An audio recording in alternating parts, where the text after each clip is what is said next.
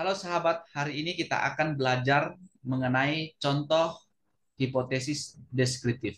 Jadi saya akan menggambarkan dan menjelaskan bagaimana contoh dari hipotesis deskriptif.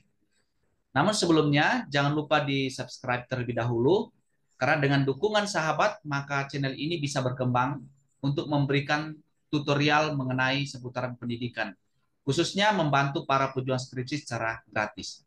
Yang paling penting, beritahukan ke teman-teman yang lain yang tentunya sedang menyusun tugas akhir, agar mereka juga dimudahkan dan dimuluskan jalannya menuju tahap akhir, yaitu menjadi sarjana. Jadi saya doakan sukses sampai ujian akhir. Ada beberapa bentuk-bentuk hipotesis penelitian. Hal ini sangat terkait dengan yang namanya rumusan masalah. Ya. Rumusan masalah penelitian. Dilihat dari tingkat eksplanasinya, maka bentuk rumusan masalah penelitian ada tiga: rumusan masalah deskriptif, rumusan masalah komparatif, dan rumusan masalah asosiatif. Hari ini saya hanya menjelaskan hipotesis yang berkaitan dengan rumusan masalah yang bersifat deskriptif. Hipotesis lainnya bisa cek di channel ini, khususnya di playlist yang membahas khususnya tentang hipotesis komparatif dan hipotesis asosiatif. Nah, hipotesis masalah deskriptif ini merupakan jawaban sementara terhadap masalah deskriptif, yaitu yang berkenaan dengan variabel independen. Ada kaitan antara hipotesis dengan masalah, rumusan masalah. Jadi rumusan masalah itu tidak lari dengan namanya hipotesis, karena hipotesis adalah jawaban sementara terhadap rumusan masalah. Jadi kalau rumusan masalahnya bersifat deskriptif, maka hipotesisnya juga harus bersifat deskriptif. Nah, hipotesis ini deskriptif, itu variabelnya bersifat independen. Berbeda dengan rumusan masalah yang bersifat asosiatif atau komparatif. Kalau komparatif berarti membandingkan antara suatu variabel dengan variabel yang lain. Sedangkan asosiatif yaitu ada hubungan sebab akibat antara suatu variabel dengan variabel yang lain, atau ada suatu hubungan antara suatu variabel dengan variabel yang lain. Misalnya variabel X terhadap variabel Y. Rumusan masalah yang bersifat deskriptif artinya variabelnya atau berkenan dengan variabel independen atau berdiri sendiri, tidak membandingkan atau tidak memiliki hubungan antara suatu variabel dan variabel yang lain. Seperti yang saya sudah sampaikan tadi, bahwa namanya rumusan masalah itu akan berkaitan dengan namanya hipotesis. Oleh karena itu, beberapa hipotesis yang akan saya berikan contoh, hipotesis deskriptif, yang berkaitan dengan masalah. Ya. Di sini saya akan memberikan contoh dua masalah dan kemudian dua hipotesisnya. Yang pertama, berapa daya tahan lampu pijar merek X. Kemudian rumusan masalah kedua, seberapa tinggi semangat kerja karyawan di PT X. Nah, kalau rumusan masalah ditanyakan berapa daya tahan lampu, berarti variabelnya mandiri atau variabelnya berdiri sendiri, tidak membandingkan atau tidak menghubungkan. Atau misalnya kalau ditanyakan seberapa tinggi semangat kerja karyawan.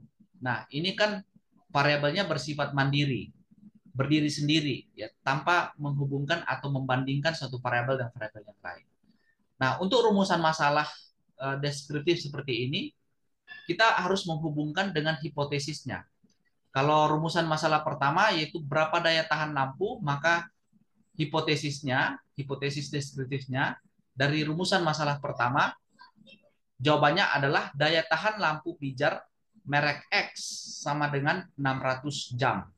Nah, ini adalah hipotesis nol. Karena daya tahan lampu yang ada pada sampel itu diharapkan tidak berbeda jauh secara signifikan dengan daya tahan lampu yang ada di populasi. Jadi sampel maksudnya diharapkan kalau misalnya hipotesis nol diterima, artinya bahwa daya tahan lampu dengan merek X 600 jam dengan sampel yang kita ambil ini tidak berbeda jauh dengan populasinya.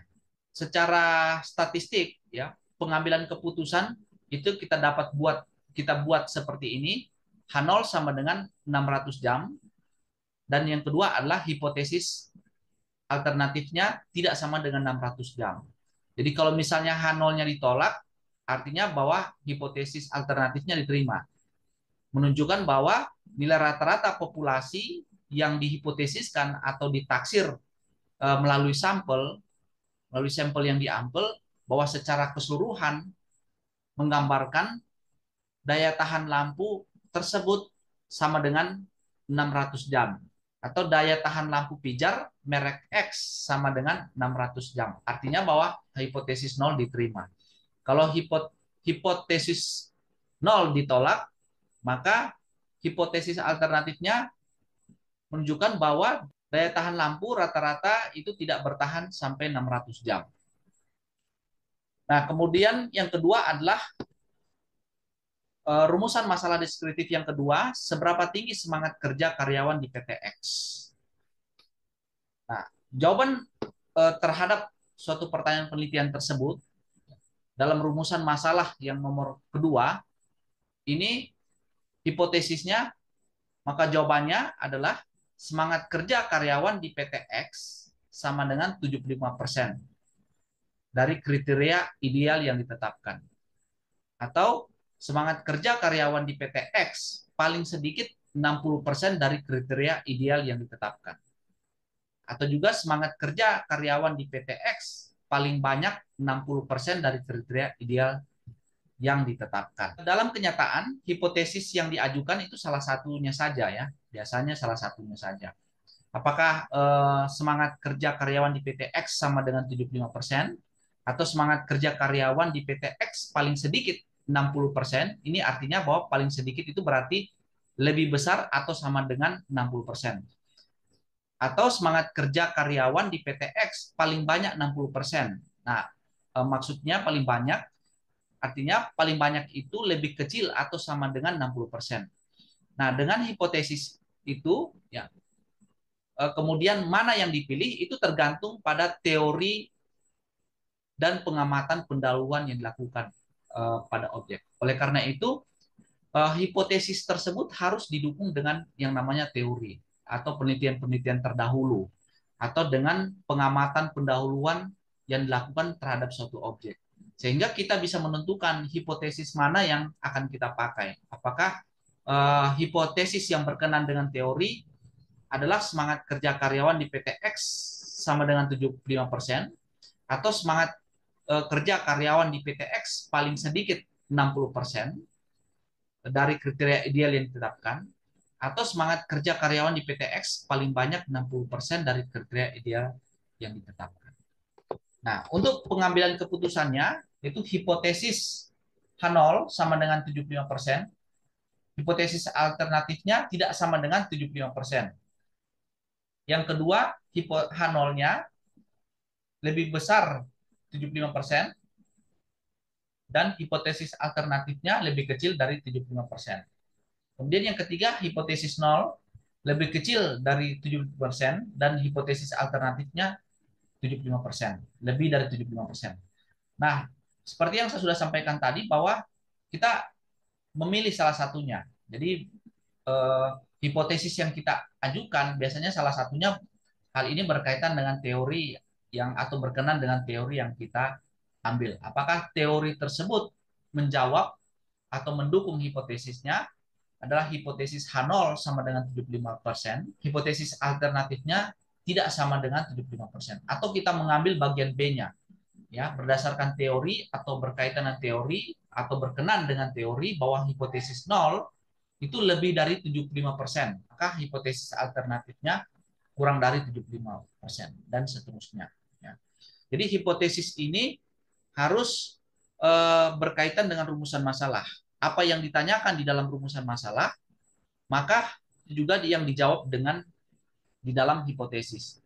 Jangan sampai rumusan masalahnya bersifat asosiatif atau bersifat komparatif, tetapi hipotesisnya bersifat deskriptif. Jadi harus connect, harus memiliki hubungan, harus ada kaitan antara rumusan masalah dan hipotesisnya. Kalau hipotesisnya bersifat deskriptif, berarti jawaban sementara terhadap sebuah rumusan masalah atau pertanyaan penelitian harus bersifat deskriptif.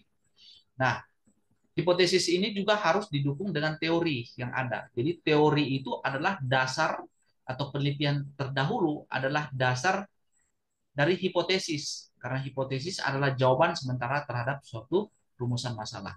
Dari mana jawabannya? Yaitu dari teori atau penelitian terdahulu. Jadi kita tidak bisa mendapatkan jawaban dari langit atau dari mana saja, Nah, jawaban itu tidak didapat menurut saya, ya. Jawaban itu didasarkan pada teori atau didasarkan pada penelitian terdahulu, sehingga kita bisa membuat hipotesis berdasarkan rumusan rumusan masalah yang kita ajukan. Oke, dengan demikian contoh hipotesis deskriptif.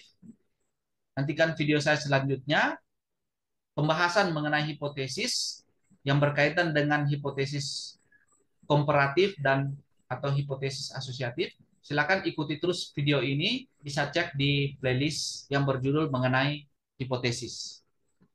Sekian dan terima kasih.